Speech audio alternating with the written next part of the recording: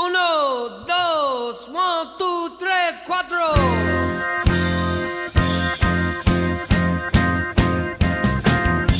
Here it comes now.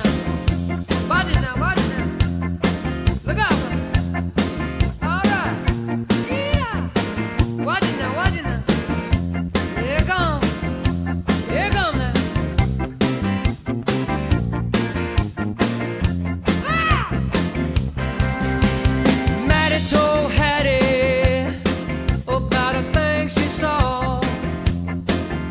Had two big horns and a woolly jaw. Woolly, woolly. Welcome to our 10th episode of Two Tankers and a Cat. We are your hosts. I'm Charlie. And I'm Russell. And yes, lightning is here. Russ, how do you keep this cat under control?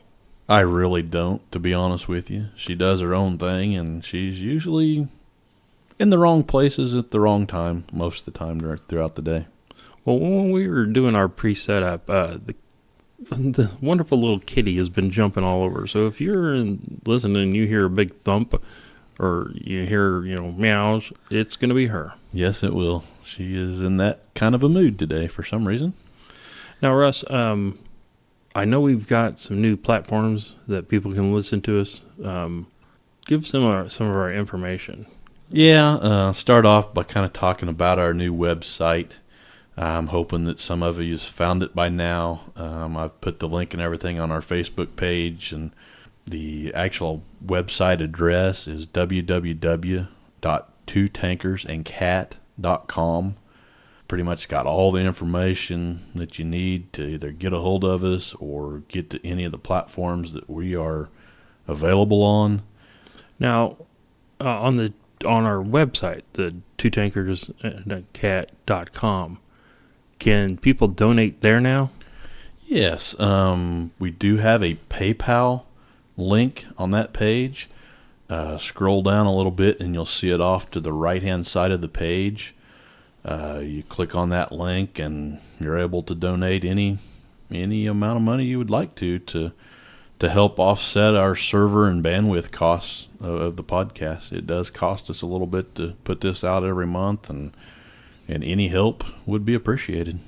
We really appreciate any help. If you're a new listener and you'd like to donate, but you're wondering what we're using it for, Russ is about to upgrade to fiber optic cable. Yes, very excited about that. Beats cable. I will take gigabit speeds any day over the piddly little 300 megabits per second I've had for the last several years. Nice. When you're out there on the interweb or whatever you want to call it, please hit the like and share on our Facebook page. Yes, that is very, very helpful in getting our name out there, and also any comments that you can make will actually get our page out there too on any of the stuff that we post and all that. So yeah, just give us a like on our Facebook page and any other platform that we're on, and help get our name out there so we can grow. Now, you were talking about platforms. What are some of our new platforms? A couple of the newest ones that we're now available on is the Stitcher app. Done that probably just within the last week or so. You can also find us on Spotify, on the Spotify app and their website. A couple of the bigger names there, so hopefully that'll... So we're on all major podcasts by now. Yeah, we're on all the major platforms that actually accepts podcasts now. Now, if any of our listeners don't like any of those and you have a particular one that we're not on, message us on Facebook or wherever you want to message us. You can even call us. Our phone number is still on the Facebook page, isn't it? Yes, it's on the Facebook page, and you can find that in our contacts on our new website at the bottom of that website. That's down there at the bottom. So I do want to mention too that at the bottom of the website, I know that's been mentioned in the past that people may want to send us some stuff or something for maybe lightening our mascot. At the bottom of our new website, you can also find our mailing address to. Yeah. Believe it or not, Russ, his mother, had actually taught him how to make poof balls for cats. It's on a string, and Lightning loves them. But any other toys that he gets, she tears them apart. Oh yeah, it doesn't. They don't last long. She just enjoys playing like crazy. And no offense, I'd like some of our listeners to send some of them that unusual cat treats from all over the world. I saw some of them Japanese cat treats. They're in the form of little Pokemon, like the Pikachu. Oh no! Yeah. Holy cow, that's neat. That's great. What are we talking about today? Well, today we are going to talk about how were tanks used during the Vietnam War.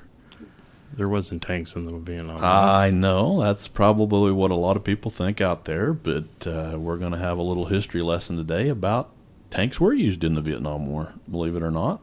Well, was there any tank-to-tank fights? Yes, there was one tank-to-tank battle that we will speak of. All right, great. During our podcast here, and stay tuned because it's kind of exciting the way it came about, and we will definitely talk about that here in a few minutes. Both sides of the Vietnam War used tanks, not nearly as many as in World War II, but the number of the tanks used in Vietnam was considerable.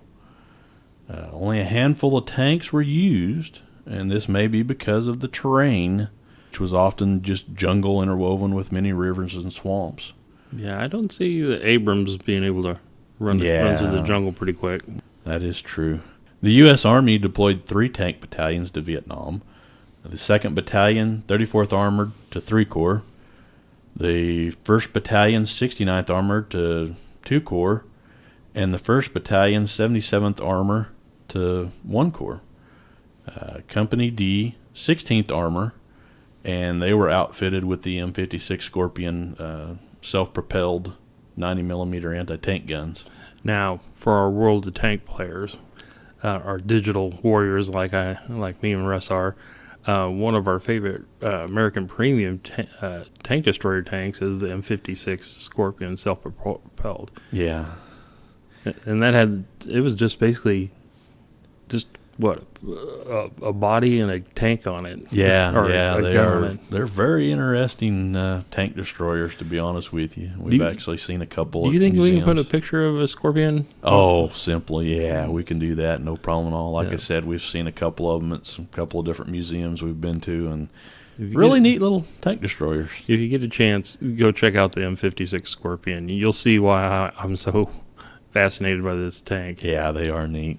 With each of its 2 divisions, the U.S. Marine Corps deployed a tank battalion equipped with the M48A3 Patton tanks, an anti-tank battalion equipped with Ontos self-propelled guns, each with 6 106mm recoilless rifles. And if you've never seen a picture of the Ontos, I'll probably actually put one on Facebook whenever we release this podcast, but they are pretty sweet. I haven't seen those either. With these 6 rifles coming out of the front of this self-propelled gun. Really? It is incredible, yeah. I'll have to see that. Yeah, please put that up. And they also had the Marine Corps also had an amphibious tractor battalion that went to Vietnam. So we will kind of get in now to the tanks that were used by the Americans in the Vietnam War. The Americans mainly used the M48 Patton, American medium tank. Prior to its Vietnam deployment, the 169th Armored Division had traded in its gas-guzzling M48A2 tanks for the somewhat upgraded M48A3 vehicles. The A3s were a distinct improvement over the A2s, the addition of an economical and much safer V12 diesel power plant that gave the A3 increased horsepower. It also gave it a over 310 miles range on the roads and some 230 mile range cross country. So they were tired of the gas guzzlers even back in the Yeah. 60s and 70s. Most important to the crews was that the A3's diesel fuel tanks did not explode violently when penetrated by enemy fire. A long-standing problem with the gasoline-powered U.S. tanks. I still say that's a myth. Yeah, I know. We've talked about that before, and everybody's and saying, we'll get into it more probably in future podcasts or something like that. But yeah, I keep telling everybody we're going to do the M4 episode. Let's try and do it like the first part of April. that sounds like a fair Because time period. a lot of people are going to go, wait a minute, what are you saying? The M4, was it didn't catch fire? And I'm like, yeah, I am saying the M4 was the best on the Western Front. Yep, and we will definitely get into that, and I'm excited to hear what we can come up with all that. And, Oh, we're going to and get so much research. hate mail. Oh, I'm sorry, go ahead. Yeah, you can contact us there on our website, And tell me and direct all your hate mail to Charlie. Yeah, please. because I will definitely try to convince you that the M4 was the best on the Western Front, the best tank.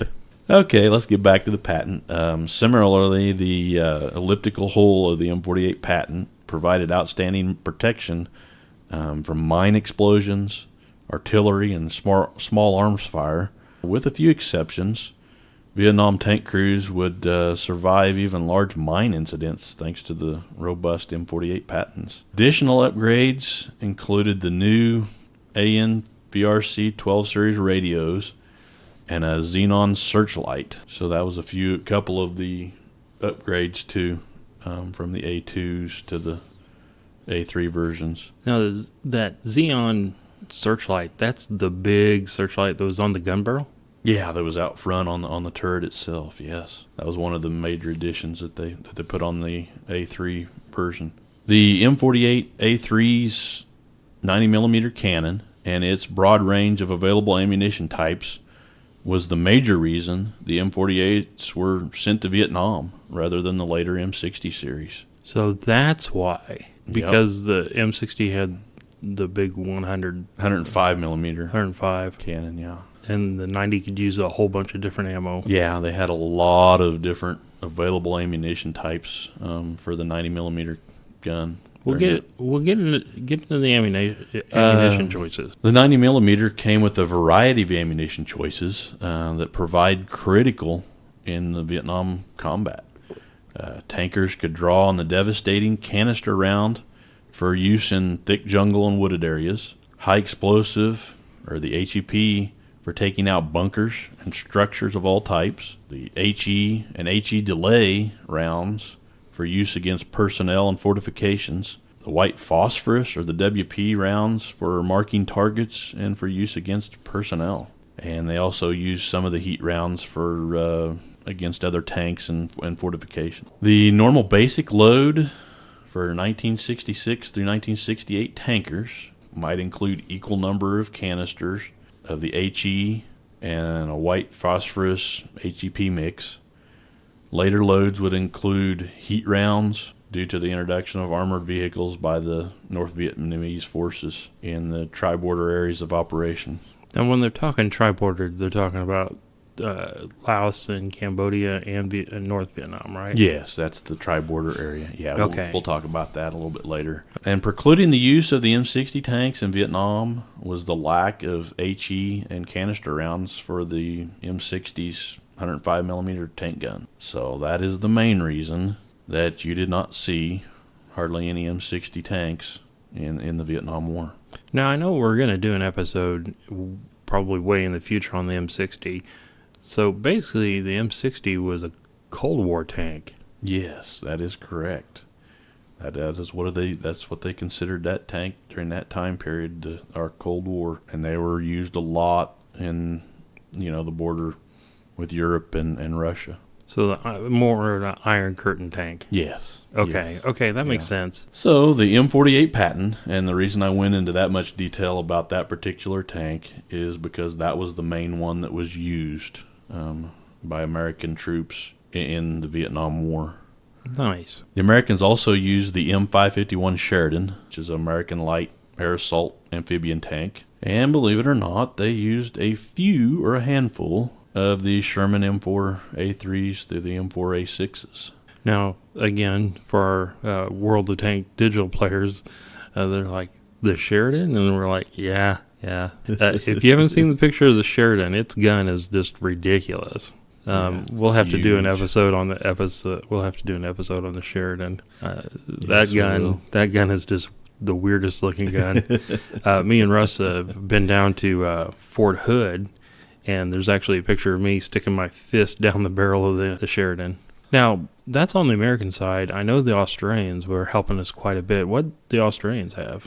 Yeah, the Australian Task Force, they actually sent an armored cavalry squadron to help out the Americans in South Vietnam during the Vietnam War. The main tank that they sent to Vietnam was their Centurion, which was the main battle tank. Now, isn't the Centurion was the one that me and you drove up to the guy's house, and he had it in his driveway? Yeah, I think it was. Yeah. Now that you mention that, I think that's what that one was. And people, if you want to know about that story, I'll make it really quick.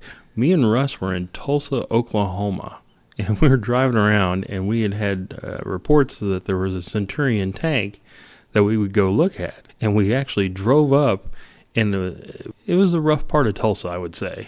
Tulsa that you'd probably be wanting to be in a tank. Yeah.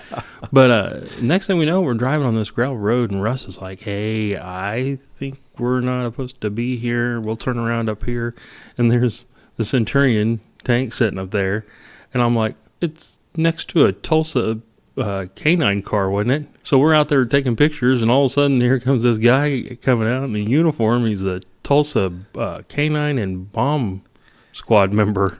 And he's like, guys, what are you doing? Could you believe that we're just two fat cops and we're just here to look at your tank? But that's the end of that story. Go ahead. Yeah, that's another That's another deal one. that Charlie wrangled me into there, believe it or not. Yeah, the South Vietnamese, they actually originally were equipped with some armored cars and armored personnel carriers. But by about 1974, the South Vietnamese forces had in each of the 4 core tactical zones in South Vietnam, they had an armored brigade consisting of 4 or 5 armored cavalry units and a tank battalion.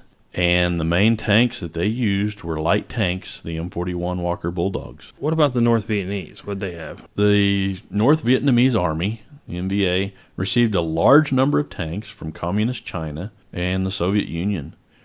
In 1960, the first 35 T-34-85 tanks arrived in North Vietnam and were assigned to the 202nd Armored Regiment.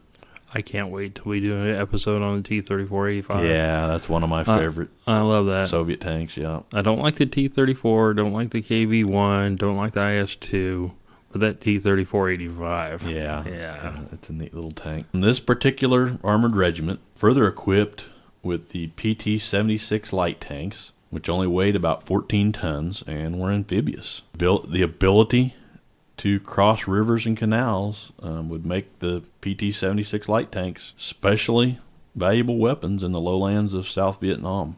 So you're saying these PT-76 were, they floated?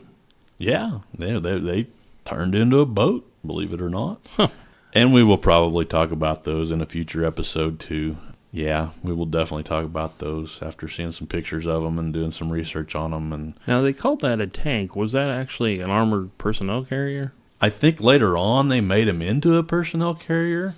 But at that point, it was their tank. But at this point, these were their light tanks, yes. Okay. And it would actually become a standard reconnaissance tank of the Soviet Army and other war-packed armed forces. So those particular tanks that the Soviets got to the North Vietnamese, they were actually exported by the Soviets to other friendly states like India, Iraq, Syria, North Korea, and North Vietnam. India gets along with everybody. Yeah, they do. And we do love our Indian listeners.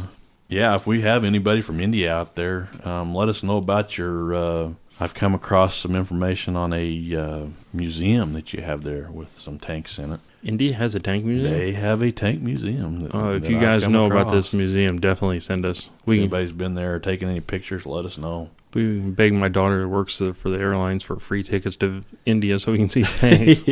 Yeah, the PT-76 light tank, it actually had a 76.2 millimeter rifled tank gun on it. Wasn't a huge gun, but it did what it was supposed to do. Now, the 76, I have no problems with. A high velocity 76 will go through a Tiger tank. So yeah, the PT-76, that was the North Vietnamese's main reconnaissance type tank. They also had Type 59 Chinese main battle tanks. They had some Type 62 Chinese light tanks, and they had some Type 63 Chinese light amphibious tanks that they used to. They have Type 59s. And if you're a World of Tank player, you know how rare the Type 59 is. I've got one. Do you got one in your account? I don't believe I have a Type 59 You're not missing in my much. account. Yeah. They called it the Hype 59. Well, let's get into the tanks in the jungle. How were they used? I want to go into an article. A lot of this, what I used for what I'll be talking about, came from an article from the Armor Journal, dated May through June of 1997, pages 24 through 30. And it was an article titled Vietnam Tankers War with a question mark, and it was by Lieutenant Colonel Jim Walker. You mean Jimmy Walker? I am not sure if it's the same one or not. Dynamite. Yeah. Oh, you goofball. Yeah. No, I'm sure it wasn't that same Jim Walker. I didn't know what you were talking about. Yeah, no, I do. Now you know where my train of thought's at. Oh, wow. Okay. Back to the Vietnam War. There were many unforeseen needs which arose in Vietnam, especially with units operating in the dense highlands jungles. Enemy contact in these close confines was generally about 50 meters or less. Survival required violent, overpowering fire and maneuver to meeting engagements in ambush. Basic loads on a tank during that particular time frame were augmented with additional quantities of ammunition for the coax, 50s, and individual weapons, along with M72 laws. Huge quantities of hand grenades, C4 plastic explosives, and flares. So as you can see, they added quite a bit of smaller firepower, secondary ammunition. If you don't know what the M72 law is, it's actually stands for light anti-tank weapon. It was a disposable bazooka. Basically, you could separate, or you could open it up, and the sights would pop up, and you could shoot it. It was a one-shot deal. Now, what would a typical company carry?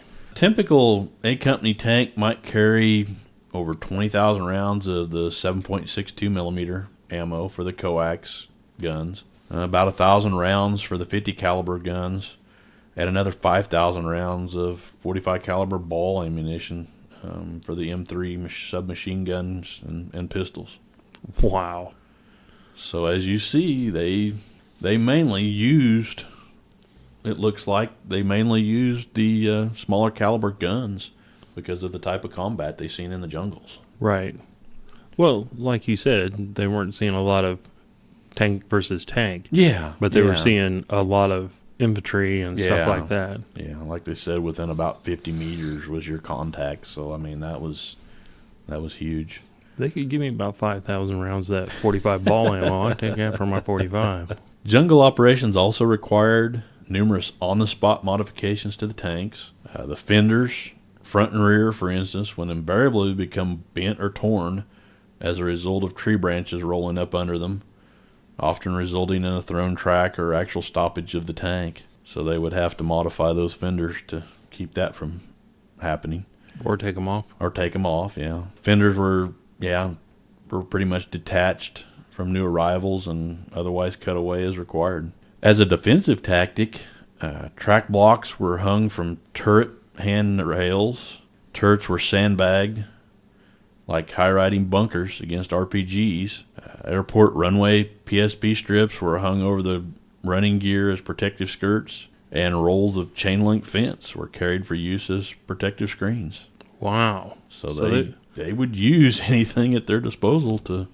So basically, they're worried about RPGs. And again, if you don't know what an RPG is, it was a bazooka-type weapon. It's called a rocket-propelled grenade. And most people know what these look like. But if you don't know, look at like Soviet Union RPG, and you'll see it. Look it up on YouTube. I'll guarantee you'll find it. It's cool looking. Yeah. The most critical long-term problem encountered at all levels by the 169th Armored Tankers was the scarcity of replacement parts, from road wheel arms to machine gun backplates and electrical firing solenoids. The basic Army tank inventory was in transition during the mid-1960s from the M48 series of tanks to the newer M60 series of tanks, and accordingly, parts inventories were also in transition. So this became a huge problem of not having the parts they needed to repair the tanks when they needed repaired. Parts supplies were always somewhere between this unit in Europe and that unit back in the continental United States. Wow. Two critical problems encountered with the M48A3 tanks were with its secondary weaponry, the M73 7.62mm coaxial machine gun, and the mounting of the M2 HB 50 caliber machine gun in the M1 cupola. The M73 coaxial machine gun didn't work well. The solenoid needed constant replacement. The barrels burned out too quickly, and it was mechanically unreliable. All parts were in short supply because of that. And that's on the 7.62. Yeah, that was on the 7.62 coaxial machine guns. What was wrong with the Browning? The superb M2 Browning, mounted as it was on its side in the cupola, was virtually useless. The Vietnam combat necessitated quick, easy access to the weapon and the capability for fast ammunition resupply, neither of which was possible with this configuration. So they're not saying the 50 cal Browning was bad. They're just saying it was in a bad spot for The placement on the side of the okay. cupola was in a bad place. Because I was about to get upset. Yeah, no. I hopefully we explained that good enough for you, Thank you. Charlie, I appreciate it. to reassure you that the Don't make machine fun of the gun's Browning. pretty good. Yeah.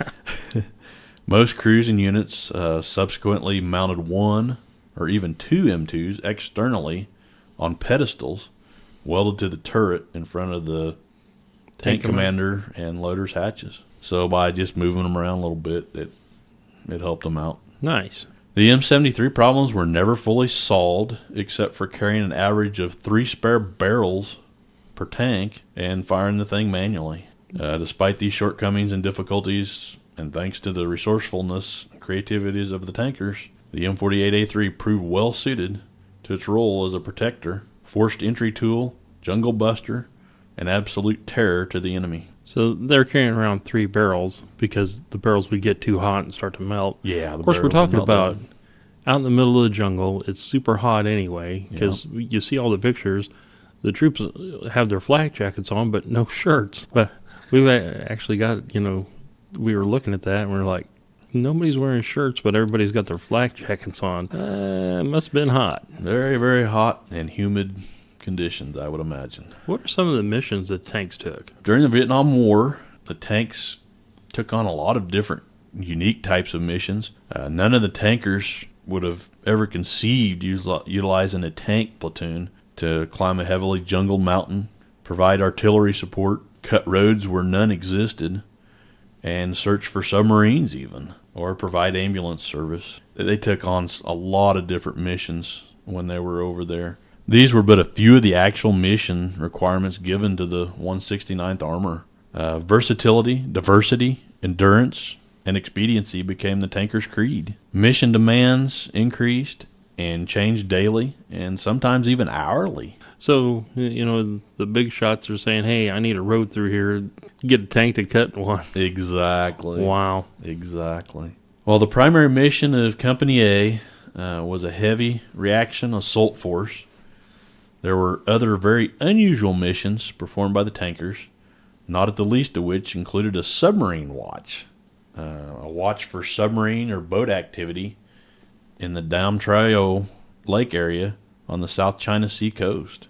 Several reports came in to the Division G2 shop indicating that the VC were moving men and supplies to area VC forces via seagoing vessels, particularly submarines of unknown origin. The submarine factor actually generated surprise. They didn't spot any submarines, but did sink a junk boat loaded with ammo, rifle stocks, and medical supplies, which washed up on the beach. So these junk boats, I think they actually call them junkers. And so it's going through there, and they fire at it, hit it, and it comes up with a bunch of North Vietnamese ammo and rifles and everything And else. supplies, yeah. Wow. Yeah. So tank versus submarine warfare. Yeah. All right. No submarines were actually located, but hey, we'll keep an eye out for them. A similar offbeat mission found them 169th attempting to dig an unknown number of VC out of a series of caves formed in coral outcroppings along the coast. Fired every type of available ammunition directly into the cave openings for nearly a week, yet continued to receive heavy return fire. The solution to this particular problem came with the pumping of raw napalm from 55-gallon drums via hand pumps directly into natural vents in the coral above the caves. A WP round, or white phosphorus round, ended the standoff with an earth-shaking blast and accompanying fire. Ammunition hidden in the caves cooked off for more than a day, and upon inspection, nearly 30 North Vietnamese were found dead inside the caves. So they, on this lake area, or the Coral Sea, or is China Sea? Yeah, China Sea. They dug holes and trenches and caves into this stuff and were shooting at these tanks. So they ran up there and they pumped napalm down the natural vents and then lit it up with white phosphorus. Yeah, Wow, that had to be a big that definitely took care of that. napalm and white phosphorus. North white phosphorus? Vietnamese. Yeah, that was crazy. Now, again, I'd like to point out at this point, we do have listeners in Vietnam. We are not saying that these were evil soldiers or anything like this. The North Vietnamese and the Vietnamese were over there fighting for what they believed in. And, for these guys to start shooting at American tanks with no tank support or anything else, that's pretty brave. Yeah, that is true. So, but I do have a kind of a request from our Vietnamese or Southeast Asia listeners. If you know anything about these submarines that actually were going there, or you got pictures of these submarines, like Grandpa or, somebody took pictures or actually was on one of these submarines that were sneaking through, please send us that. We would love to have that info. Well, Russ, tell us about the tank battles. Yeah, believe it or not, there was only mainly one tank-on-tank battle that I was able to come up with, and we'll kind of start off and talk about it a little bit here. Ben Het was situated with an airstrip on a barren mountaintop in the Central Highlands and was the westernmost of the camps. It was strategically important because it was located 7 miles east of the point where Laos, Cambodia, and South Vietnam conjoined. So basically, it was kind of like an airfield. Ben Het was manned by a 12-man Special Forces A-team and some 200 tribesmen forming a Civilian Irregular Defense Group, or a CIDG, along with their families. In late February and early March, the camp placed anti-tank mines on the roads surrounding the camp in preparation for the North Vietnamese armor. On March 3rd, the NVA was given the task of destroying the camp's 175 millimeter self-propelled guns. So the North Vietnamese, they were actually tasked with destroying the 175 millimeter self-propelled guns that were in this Ben Het camp. The North Vietnamese launched almost 650 rounds of artillery on the camp. A North Vietnamese battalion from the 66th NVA Regiment, supported by 6 PT-76 tanks, launched an attack on the west side of the base. On March 3, 1969, Ben Het was attacked by the North Vietnamese 66th Regiment, supported by armor vehicles of the 4th Battalion, 202nd Armored Regiment. One of the attacking PT-76s detonated a landmine, which alerted the camp and lit up the other PT-76s attacking the base. Flares were sent up, exposing the attacking tanks, but by sighting in on the muzzle flashes, one PT-76 scored a direct hit on the turret of an M48 Patton of the 1st Battalion 69th Armor Regiment, killing 2 crewmen and wounding the other 2 in this particular tank. The M48s responded with their 90mm guns, destroying 2 PT-76s and 2 BTR-50 personnel carriers. Several other enemy vehicles were damaged, but managed to limp back across the border. Though considered to be a minor skirmish, in the greater scheme of things, this was to be the only tank-to-tank battle between the North Vietnamese and the United States tanks of the war. Well, oh, Lightning. Rustling this. Well, what's going on? Good Lord, Cat. Yeah, She's all over me. She is. I told you she's a lap cat. She's needing attention so bad. That's what the problem is. I know it's not that she needs food because I filled that here a little bit ago. So Seriously, this is one of the longest cats that I've ever met in my life. I know. You know, like I say, it's the best $20 you ever spent. It is. Rescuing this thing. I need to get a picture of her all sprawled out to actually show the folks out there how long she is. But one of these days, I'd like to do a charity podcast and donate the money to the Southeast Kansas Humane Society. Yeah, we can do that. That would be neat. Get This some was folks a pretty to donate. Yep. interesting episode. Let's go ahead and wrap this up. Just don't forget to contact us with any of your concerns, comments, or any ideas for future podcasts.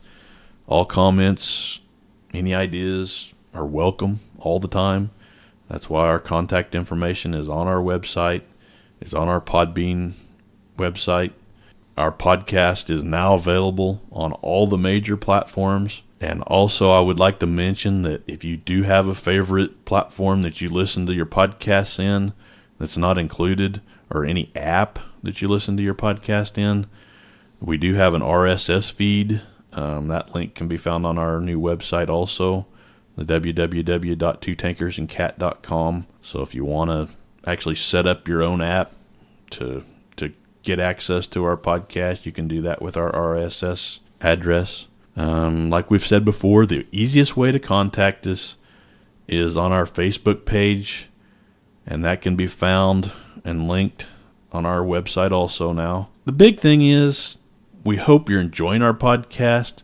We are always looking for ways to improve it. Absolutely. But again, informative and great broadcast today. Until next time, this is Charlie. And this is Russell. Happy tanking, and we hope you all have a great week.